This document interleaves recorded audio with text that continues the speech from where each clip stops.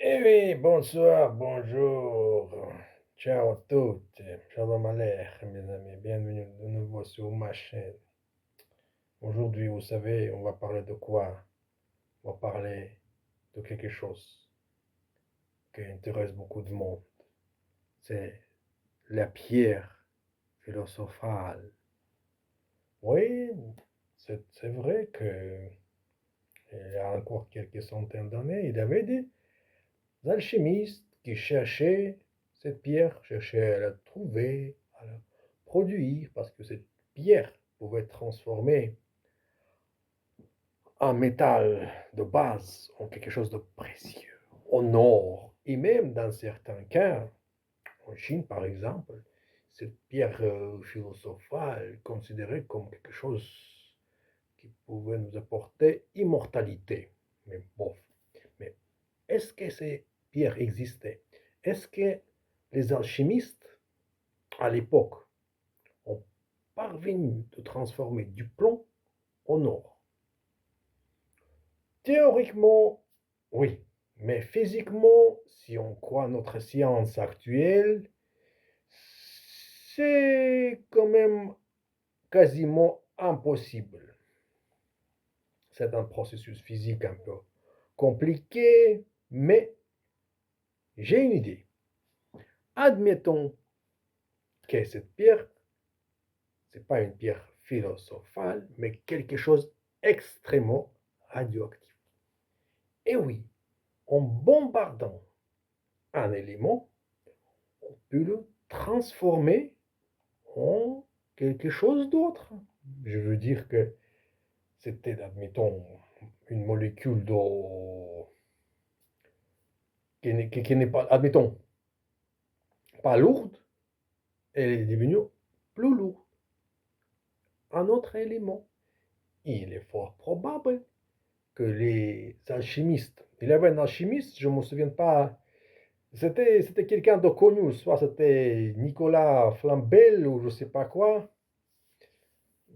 qui, soi-disant, il a fabriqué une pierre philosophale. Il a trouvé, soi-disant, le secret de transmutation. Mais, dans certaines légendes, on dit qu'il y avait un alchimiste qui a découvert, soi-disant, comment transformer du plomb en or. Il a dit qu'une fois il a réussi à le faire, il a revérifié, il a détruit la recette par crainte que ça peut provoquer des guerres. Celui-là qui obtient cette recette, il contrôlera le monde. Et après, il meurt. Il a dit que je crois que je me suis intoxiqué et finalement, il meurt. Mais pourquoi il meurt? Est-ce qu'il s'est fait intoxiquer par la vapeur ou tout ça? Non, tout simplement, c'est mon point de vue, il s'est fait lourdement irradier. Parce qu'à l'époque, la radioactivité, quand est-ce qu'on a appris ça? C'est au début du 21e siècle.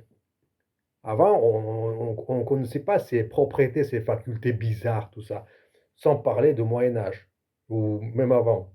Donc, la personne, là, le truc, là, le flambal, ou je ne sais pas quoi, alchimiste, il trouve un élément, comme à l'époque, on pouvait trouver aussi des substances radioactives, c'est comme des trucs, là, comment ça s'appelle, radon, qui existait partout, il était connu comme minéral, mais ses facultés radioactives, comme facultés nocives pour la santé, là, les alchimistes ne savaient pas. Donc, le gars, il prend, il voit qu'il y a des effets qui se produisent grâce à cette pierre-là, blablabla. Bla, bla, bla, bla.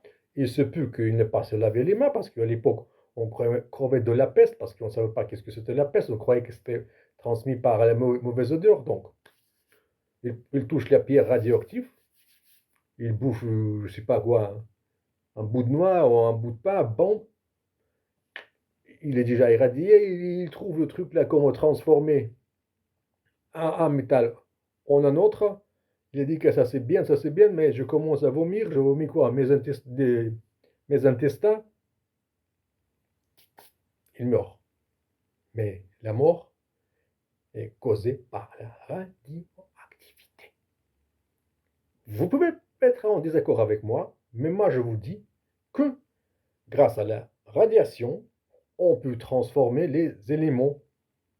On peut agir sur l'atome, sur son contenu, grâce à toute forme de rayonnement, bêta, alpha, par les, comment le dire,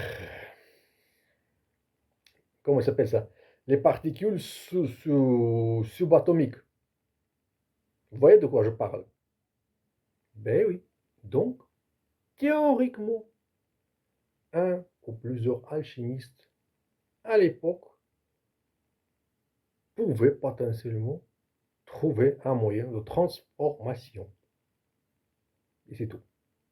C'était pas une pierre philosophale qui donnait l'immortalité. Oui, il avait un Chinois, un empereur chinois qui, soi-disant, trouvait la pilule d'immortalité avec de mercure, uranium, plutonium, tout ça, machin, et qui a rendu son âme, finalement. Ben, il n'a pas survécu beaucoup, hein. Il n'a pas vécu beaucoup. Et je crois que ces restes-là, on ne les touche pas. Parce que c'est le compteur de Gégère, il fait comme ça, 360 degrés.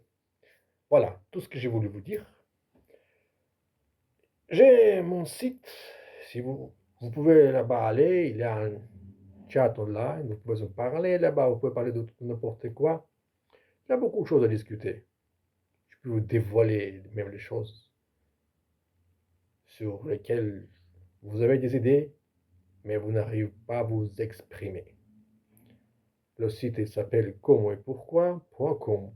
Je laisse le lien en bas et bienvenue là-bas. Et ici, on va parler de temps en temps aussi sur certaines choses. Et n'oublie pas que la Terre est ronde, mais plate. Salut, alla prossima volta.